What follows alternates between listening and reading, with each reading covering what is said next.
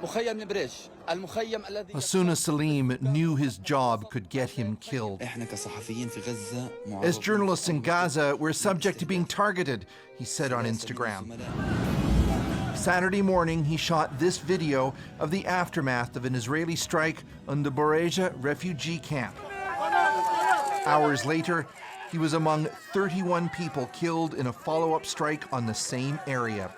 His devastated family, now sheltering at a Gaza school, spoke to a Palestinian journalist working for CBC News. He didn't have a tank or a plane or weapons to fight back, said his mother.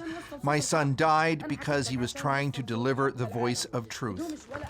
Besides Gaza, 3 journalists in Lebanon have been killed by Israeli strikes, 2 of them on Tuesday, making this the deadliest month since casualty records started being kept 30 years ago, says this advocate. So the situation is absolutely horrendous. What we're seeing really is the elimination by Israel of journalism in Gaza. In a statement to CBC News, Israel's military said the IDF has never and will never deliberately target journalists, but then added certain journalists who were reportedly killed were active terror operatives. Israel says it is not deliberately targeting journalists, but at the same time it has refused to put the protections in place that are required under international humanitarian law to ensure that journalists in conflict can continue their jobs safely. 0. There's no safe place. Min Kudari is a freelancer who regularly files for Turkish television.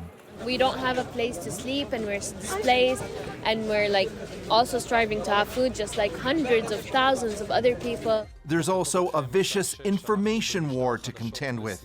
An Israeli politician said journalists should be hunted down after a false account was posted that some took part in the October 7th massacres. Reporters Without Borders is among the groups calling for an end to the dangerous rhetoric and for the International Criminal Court to investigate the killing of journalists. Chris Brown, CBC News, London.